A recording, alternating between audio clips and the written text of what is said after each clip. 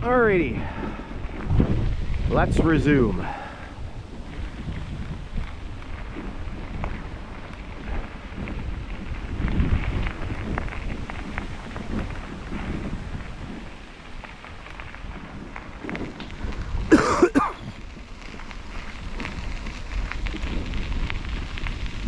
Still have the vestiges of the cold that I had last week.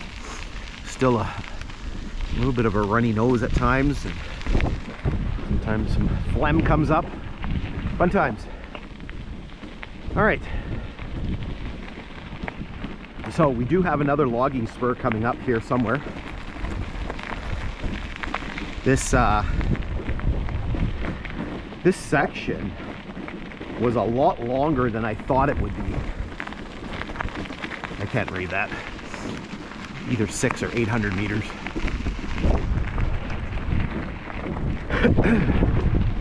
I'm pretty sure I measured it out at 7.75 miles, but it just seemed like a heck of a lot longer. There's a spike.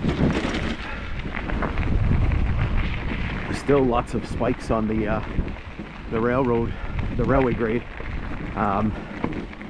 When this line was, there's a telegraph pole. Oh, we're getting into the section with the poles, I think. Yeah, there's the next one. When this line was abandoned, it was bought up by a forest products company. And I remember, and I've talked to a gentleman, Jeff, who used to work for them, and he said in those early years, he said there were lots of problems with flat tires. You know, all the spikes had been dumped, right? And it took some time to kind of clean up the grade to the point where vehicles could travel without getting flat tires all the time. So again, we got a nice little section here of telegraph poles.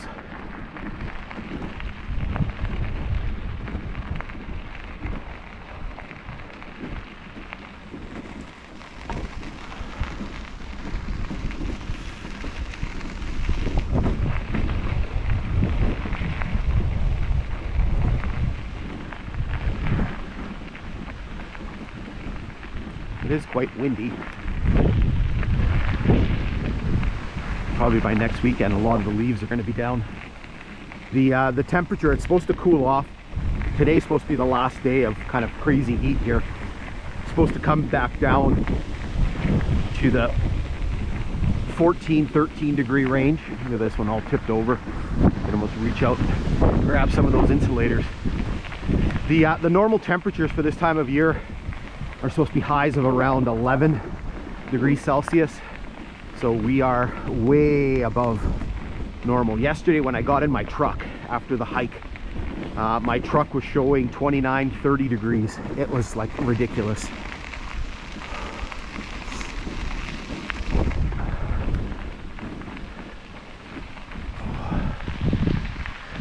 Little cutting area here. Again, you'd be able to see it a little bit better if we had some shade. Sorry, yeah, some shade if it wasn't so bright and sunny outside. It is a beautiful day. It's got that fall smell in the air. Makes me reminiscing here a little bit. Makes me think of fall days out with my dad. My dad was kind of a very outdoorsy guy. Liked to walk. Like to walk in the bush. I wonder where I get it from. And so when I smell that air, there's that smell from the fall, and when I smell that, it makes me sort of think of those years gone by.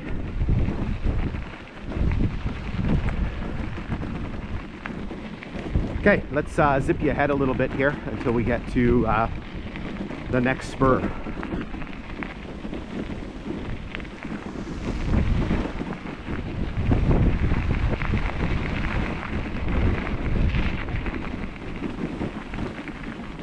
All right, so somewhere in this area here, you can see there's a bit of a bumped out area here on this side. I don't know exactly where. Again, calculating things on this line is very difficult because mileages change so often because the starting point for the railway line changed quite often with the change in companies and things like that. So somewhere in this area there was a logging spur. There's a shotgun shell belonging to the Abitibi Company. So same thing, I'm going to pause, I'm going to do the voiceover for you, and then I will show you the timetables. At milepost 66.6, or conversely 66.8, there was a spur belonging to the Fort William Paper Company from 1924 to 1929. It was a 12-car/20-car spur connected at the east end. And then from 1930 to 1932, there was a 22-car spur connected at the east end belonging to the Abitibi Company.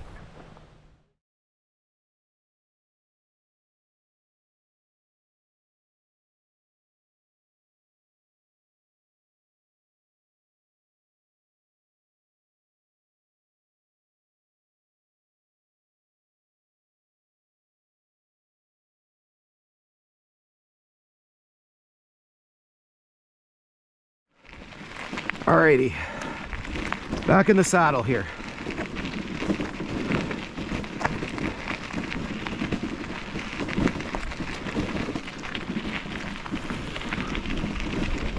Whew. Time is it? 12:15. Again, hopefully the video's turning out okay here with all of the light and dark. Making me crazy a little bit here, but again, not much I can do.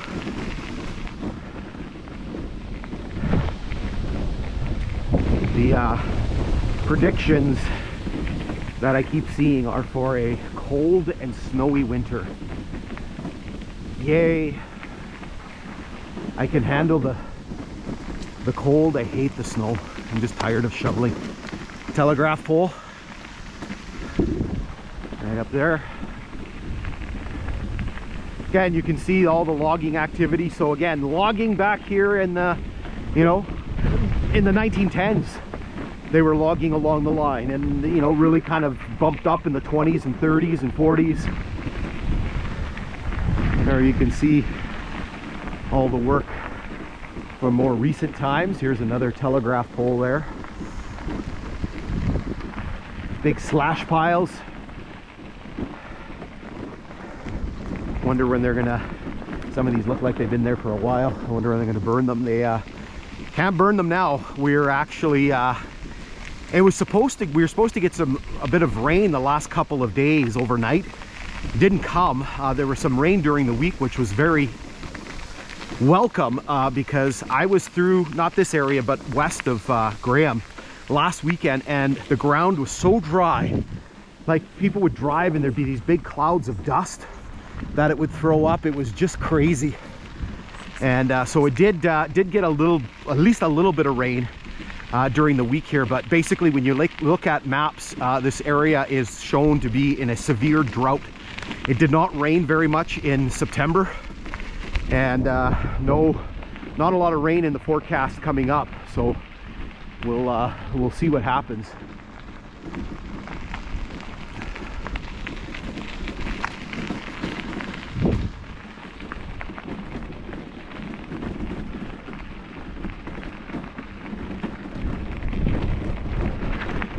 Okay, I'm going to zip you ahead a little bit, so just enjoy the geography here of northwestern Ontario in the fall.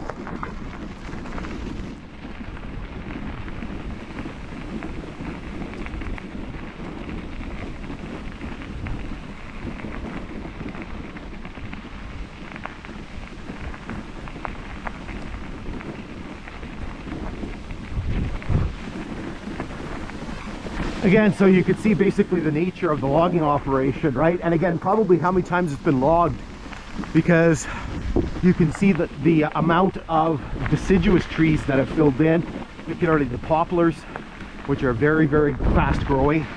So typically what happens, if they don't reseed fast enough, the poplars grow in. And so one of the things that we've seen a lot in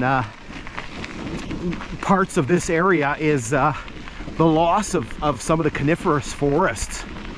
the pine and the balsam and the fir, because the deciduous trees grow in and fill in. Now, another thing I mentioned, we're on the downward here because I can feel it, that I don't have to pedal as hard. So again, it was in my notes, so I'll flash this up. There is a downward between George and Graham. Put it up on the screen. There's another piece of telegraph pole.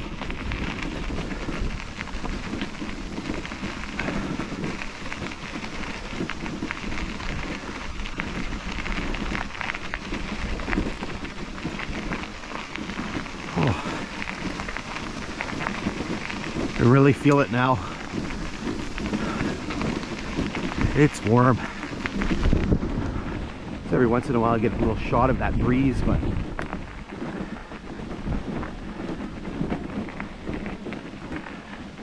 so a little bit of cutting here on the whatever side that is. What direction are we going? 337. Not quite north, but close. So I guess this would be the east side. The railway makes some interesting curves here. It's kind of coming in a northwesterly direction, and then it kind of goes west and then north and then west again.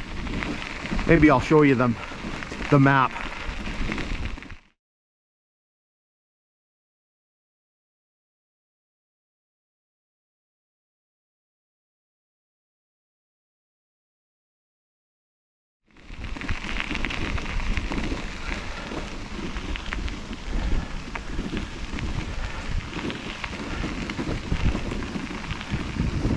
Even with the logging here, still very beautiful.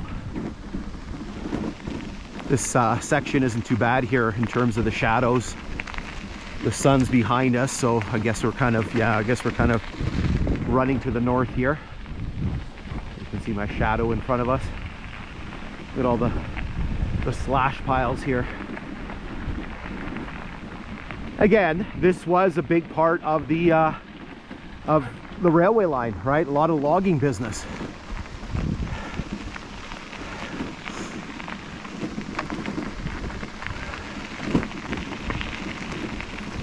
I can feel myself coasting here.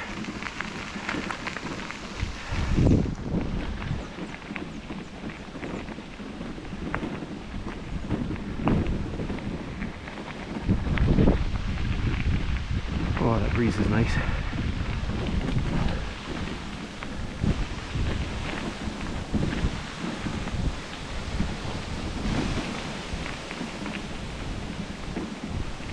So you'll notice the sign. I forgot to mention this at the beginning, as I normally do. So the grade here and some of the timber blocks beside it are owned by a forest management company called Wagner. So you do need a permit to go on the grade here, which I do have. A little bit more cutting work here on the east side, some more slash piles.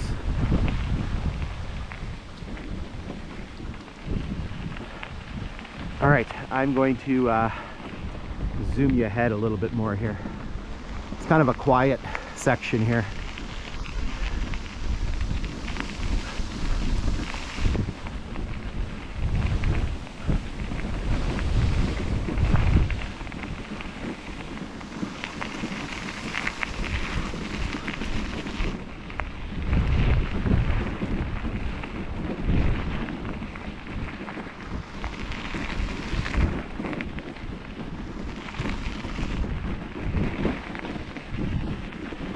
All right, so here we're going to get into some sections with telegraph poles. If I'm reading my GPS right. These are ones that I just plugged it in there. There it is. All right, maybe this is a good spot to stop, and we'll be back on the road momentarily.